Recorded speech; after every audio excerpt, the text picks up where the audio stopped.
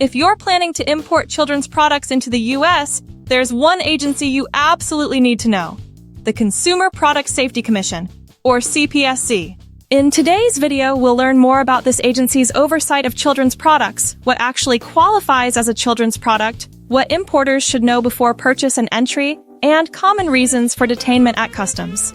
Let's first go in-depth into the CPSC. This is the watchdog agency for consumer safety, and when it comes to products for kids, they do not mess around. From toys and clothes to backpacks, cribs, and even school supplies, it's all under their radar. Enforcement standards come from the Consumer Product Safety Improvement Act, or CPSIA. These are some of the strictest safety standards anywhere in the world for kids' products. We're talking mandatory testing, ultra-low lead limits, chemical restrictions, and more. Before we overwhelm you, let's clarify what actually qualifies as a children's product, whether it's a toy or otherwise. A children's product is any item primarily intended for use by children aged 12 and under. It's not just toys. It includes clothing, footwear, jewelry, furniture, school supplies, and even electronic devices designed for kids. The marketing, design, colors, and advertising materials all influence whether your product is legally treated as a children's product. This means that items could fall under CPSC regulations if it's even marketed towards children, regardless of what it actually is. Having confirmed that your product is in fact geared towards kids, what should you know as an importer? Here's the big one. Before your goods even ship, you must have something called a Children's Product Certificate, or CPC. To get the CPC right from the start, complete this checklist before the items even leave the factory. Third-party lab testing. It has to be CPSC accredited, cover testing for lead content, phthalates, and flammability, when applicable. Accurate reporting of small parts hazards. It must meet the age range requirements of the children it's intended for. Once you've been granted a CPC, you'll need to provide tracking labels. Tracking labels are required on both the product and the packaging, showing the manufacturer, production date, batch number, and location.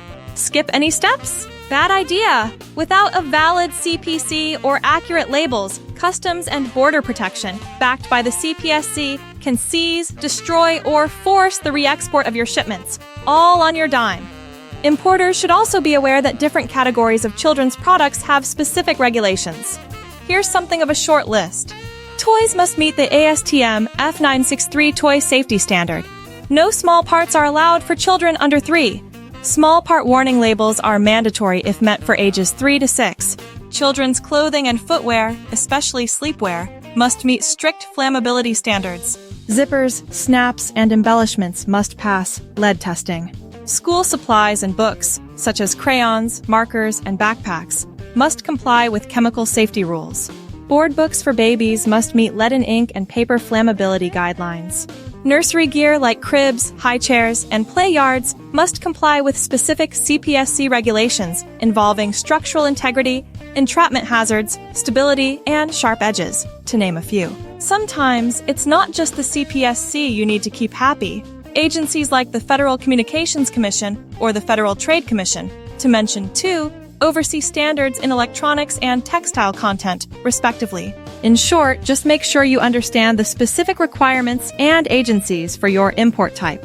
So, what is most likely to trigger detention upon entry? In a word, non-compliance. That includes missing or incomplete children's product certificates, a lack of valid third-party test reports, missing tracking labels, wrong age grading or warning labels, and unauthorized claims, such as marketing a toy as safe for all ages without meeting under 3 requirements. A CPSC hold is not something you want to fall into when importing. Any shipment can be randomly pulled for inspection, so not having everything prepared and checked isn't an option. If you do get detained, having the right customs brokerage firm in your corner is critical. They'll have made sure your documents are in order, and they have first-hand experience at navigating customs holds for the CPSC or other agencies. Contact USA Customs Clearance to make sure your shipments arrive safely and legally.